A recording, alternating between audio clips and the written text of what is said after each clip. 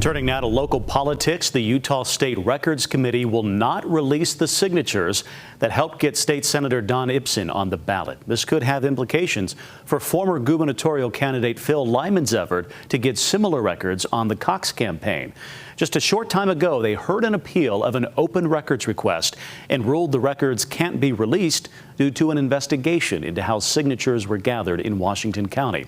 Representative Lyman has cast doubts on the idea that his former opponent, Governor Spencer Cox, legitimately qualified for the ballot. He was there today and encouraged his supporters to attend in person and online. The room got rowdy when the commission voted against the request. We will not go away. Shame on you. Shame on you. Disgusting. Owned by cops. Owned by cops. All of you are owned by cops. Now, Representative Lyman has his own open records request the committee hasn't heard yet, though it would likely be rejected on the same grounds. He has also filed a lawsuit to get the signatures, and we will have more on this developing story coming up a little bit later in the newscast. And a few hours after the hearing, Mr. Lyman and supporters continue voicing their concerns, this time at District Court in West Jordan. ABC4's Jordan Tracy was in the courtroom and has more on what was argued. He joins us live in the newsroom now. Jordan.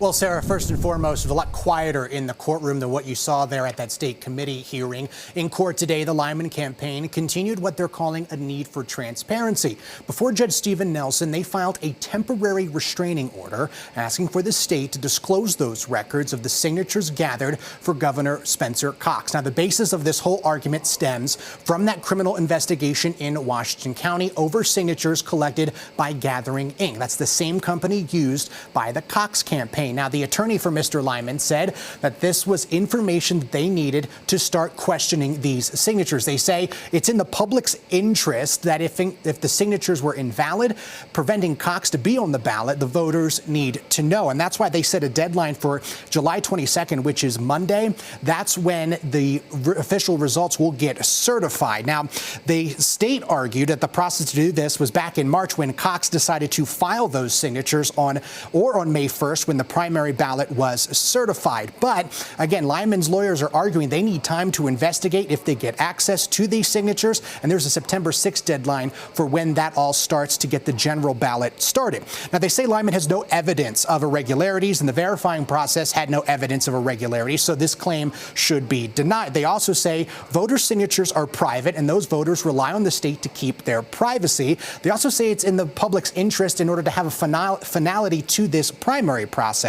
Now, an interesting argument from Lyman's lawyers. They say the party chose him to be the Republican nominee in the convention process. But I asked Lyman, if that's the case, doesn't that invalidate all of the voters who chose Cox over him in the primary? The question is whether he got on the primary ballot legitimately or not. I believe he did not. And that's my right to believe that. It's also my right to find evidence to the contrary, which they won't provide any of that. If they're going to bypass the convention route, which they did, and gather signatures, people should know those signatures are legitimate. And right now we don't know. We know we're given a document that 40% of it is blank lines.